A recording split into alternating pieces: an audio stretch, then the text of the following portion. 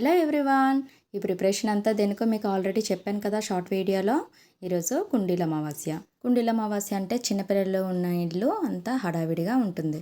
అమ్మాయిలు అయితే రకరకాల పిండి వంటలు చేసి పెడతారు, అబ్బాయిలు అయితే గుర్రం పట్టుకొని వీధంతా తిరుగుతారు.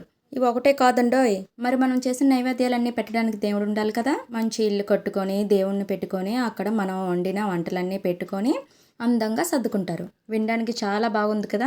మన పిల్లలతో పాటు మనం కూడా చిన్నపిల్లలం అయిపోవాల్సిందే. మనం చేసిన వంటకాలన్నీ ఫస్ట్ దేవుడికైతే నైవేద్యం పెట్టుకోవాలి, తర్వాత దీపం పెట్టి నమస్కరించుకోవాలి. మేమైతే పిండి వంటలు ఎప్పుడు ఇంట్లోనే రెడీ చేస్తాం, రెడీమేడ్ ఏం తీసుకొని రాము. పూజ అయితే అయిపోయింది కదా, అసలైన హడావిడి ఇప్పుడైతే ఉంటుంది. ఫస్ట్ అయితే వీళ్ళు పూజ చూసేద్దాం. ఎంత చక్కగా ఇద్దరు కలిపి పూజ చేశారు. తర్వాత వాళ్ళు వండిన ప్రసాదాలన్నీ తీసుకొని ఆ కుండల్లో వేసుకొని ఆడుకున్నారు చక్కగా.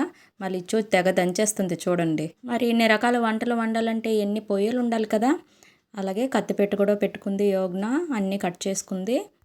తిరగలనేసి రుబ్బురాలనేసి చాలా వెరైటీ మట్టి బొమ్మలు అనేవి ఇక్కడ దొరుకుతాయి ఈ టైంకి. చూడడానికైతే చాలా ముద్దుగా ఉన్నాయి కదా. మనకు కూడా చిన్నప్పటివన్నీ గుర్తొస్తూ ఉంటాయి కదా ఇలాంటివి చూస్తే. అయితే వీళ్ళే కాదు, చాలామంది ఆడపిల్లలు ఇలాగే వీధిలోనే ఆడుతూ ఉంటారు. వాళ్ళ దగ్గరికి వీళ్ళు వండినవన్నీ తీసుకుని వెళ్ళి ఇలా కుండీల్లోని అన్నీ సర్దుకొని ఒక బుట్టలో పెట్టుకొని వీధిలోని పట్టుకొని వెళ్తారు. మా యోగ్న అయితే బుట్టలో అన్నీ సర్దుకొని నీట్గా వాళ్ళ ఫ్రెండ్స్కి అయితే ఇవ్వడానికి పట్టుకొని వెళ్ళింది.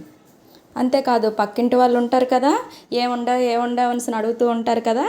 అందుకనే మా ఇంటికి కూడా చాలామంది గెస్టులు అయితే వచ్చారు. వంట చేసినవన్నీ టేస్ట్ చేసి బాగున్నాయని చెప్పారు.